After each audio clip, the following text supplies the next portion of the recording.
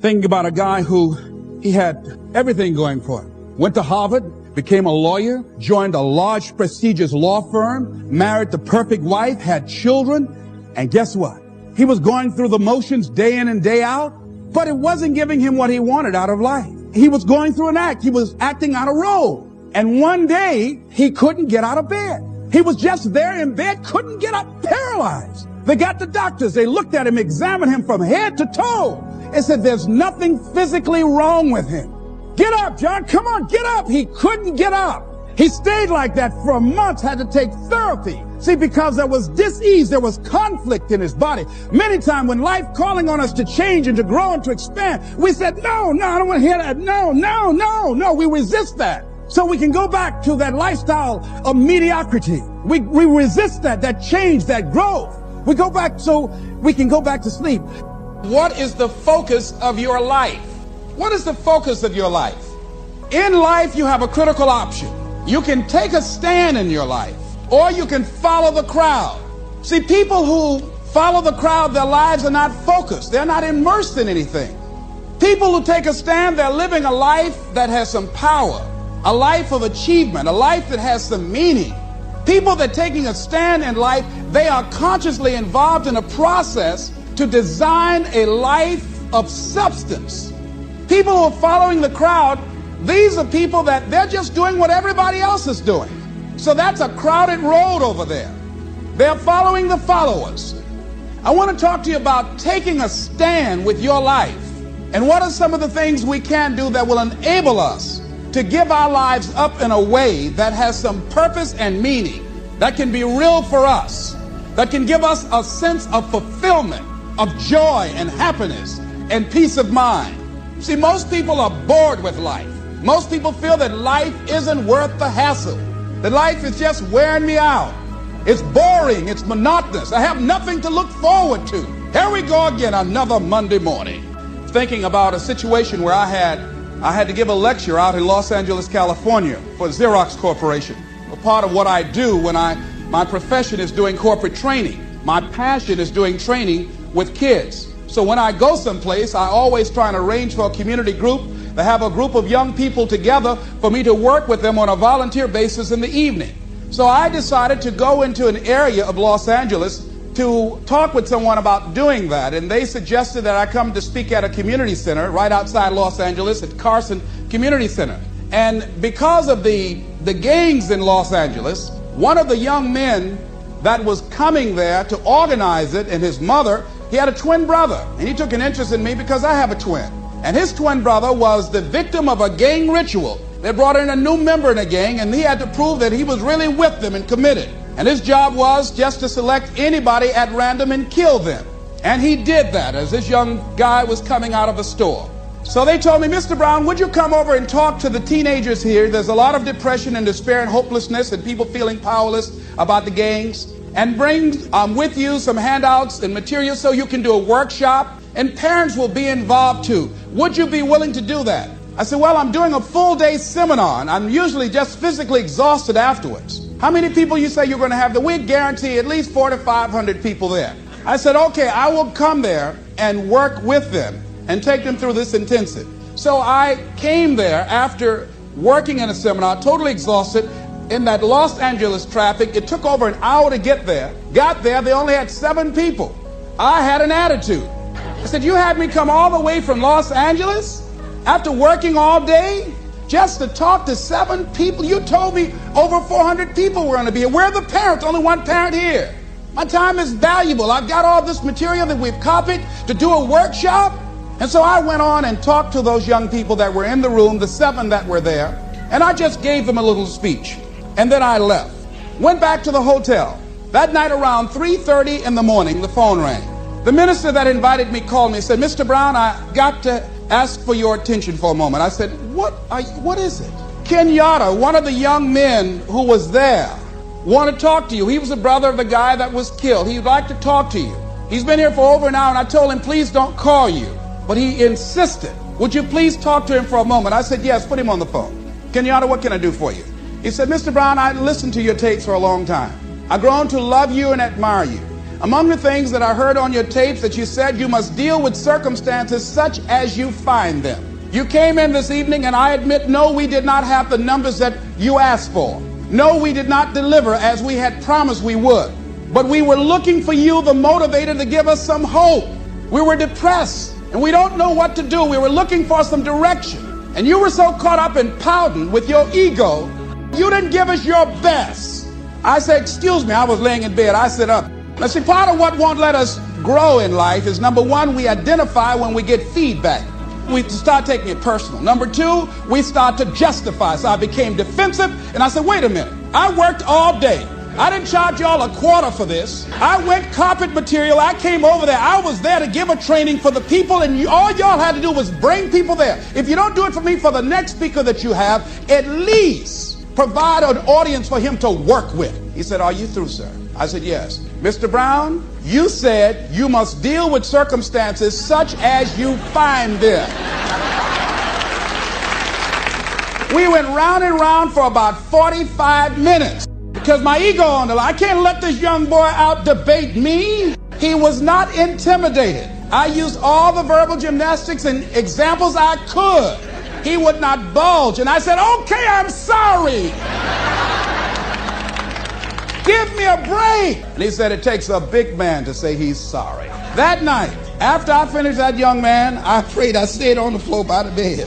I said, Lord, if you ever give me a chance to speak again, I don't care if it's one person in the audience. I'm going to wear that one out. I'm reminded of a young guy who was on a bus, a little young fellow, and some kids were picking at him, some bigger guys, and they kept on thumping him on the head and hiding their hands. And so he got tired of them doing that, and he stood up so he would not be around them, out of their reach. And they took him and said, sit down. They set him down. And he stood back up and said, I don't want to sit down. They said, sit down. Didn't we tell you? And they pushed him back down. I don't want to sit down. They said, sit down. And they held him down. And he looked at him. He said, you might hold me down, but I'm standing up inside myself.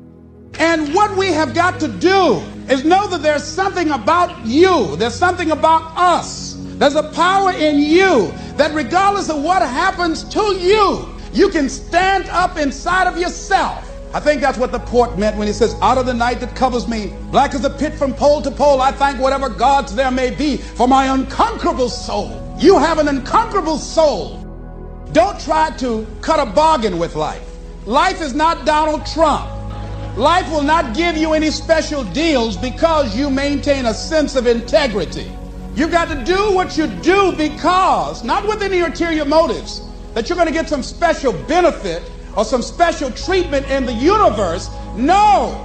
Doesn't mean that somebody might not steal your car while you're trying to do some good for somebody. No, there won't be any special light around your car. They will take your car too. All the good people, you're going to go too. You've got to do what you do because that expresses who you are and for no other reason. They might not have a banquet to recognize you or give you a special little plaque and dedicate a day in your name. No. Do what you do because that's you. The next thing is dedicate your life to something. Dedicate your life to a cause larger than yourself. See, if you dedicate your life to a cause larger than yourself, you're not following in the crowd. See, if your life is not dedicated to something of value, and I like what Howard Thurman said, he said, the quality of life is often determined by that to which the individual is dedicated. If the dedication of the life is vague and diffuse, the quality is apt to be poor and weak. There is much to be said for the intensity of life. See, most people are not intense about living. Most people are very casual about life. They haven't found anything to become intense about. So when you dedicate your life, you don't care anything about the odds. Somebody say when the dream is big enough, the odds don't matter. See, when you dedicate your life, you bring on a special power. There's a power in you that people, circumstances, events, and I'm not talking about the physical you, I'm talking about the real you, the indestructible, invincible, perfect essence of who you really are. That can bring a government to its knees, that can change the course of history. When you dedicate your life like a Nelson Mandela, who has decided to sacrifice his freedom, all he has to do is say whatever the government wants him to say, and they'll let him go free. And he can go to a foreign nation and say, I just said that because I've been in prison for over 20 years. And nobody would say, well, Nelson, you sold out. No one would say that. They would say, wait a minute, Nelson, you gave over 20 years of your life. What more can we ask of you?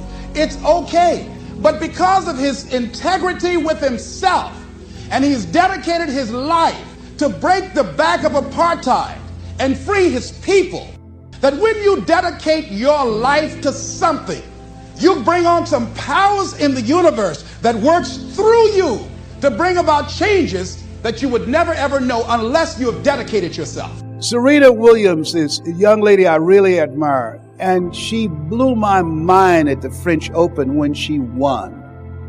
She accepted the award in French.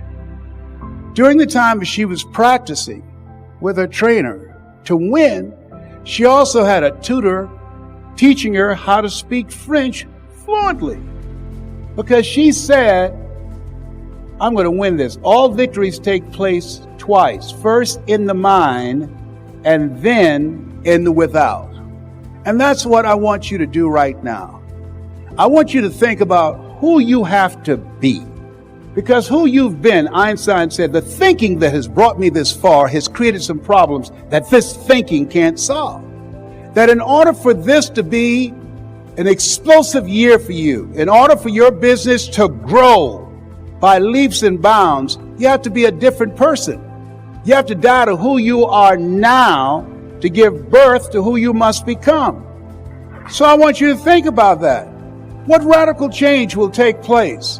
What will be different about you? Think about it. What will change for you? What is it in terms of your attitude? In terms of the number of people that you talk to? In terms of your conviction? In terms of how you organize yourself? In terms of your drive and your determination? What's going to be different for you? Winning is a regimen. It's a routine that you get involved in. I have a habit of reading 30 to 40 pages of something positive every day. Most people never achieve their goals because their heads are filled with head trash. And they are victims of what I call weapons of mass distractions. They're distracted by things in this world that won't take them toward their dream. Bring your energy level up. Yes, you can't be like everybody else. You have to bring your energy level up. You have to have a vision. It's a difference between having the vision and the vision having you. You can't listen to the naysayers. You don't want to spend time trying to convince somebody to do this business. A person convinced against their will is of the same opinion still. You've got to be convicted in your spirit. I'm going to do this. I'm going to make this happen. I'm going to achieve my goals. You've got to determine, you've got to say to yourself, I'm greater than my circumstances. I'm greater than what I'm going through right now.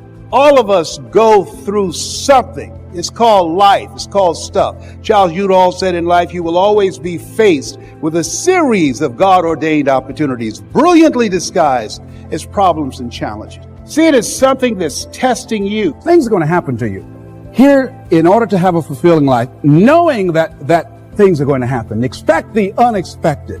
Whatever happens to you, use everything for your upliftment, learning, and growth. Everything that happens, use it for your upliftment, learning, and growth. In the midst of it, ask, what can I learn from this? What can I get from this? How did I end up here? There's something for you in everything that happens to you for you to learn from that experience. Look at it, examine it, analyze it, dissect it, take it apart until it reveals itself to you. And then get what you need from that and move on. But everything that happens to you, have a friend, she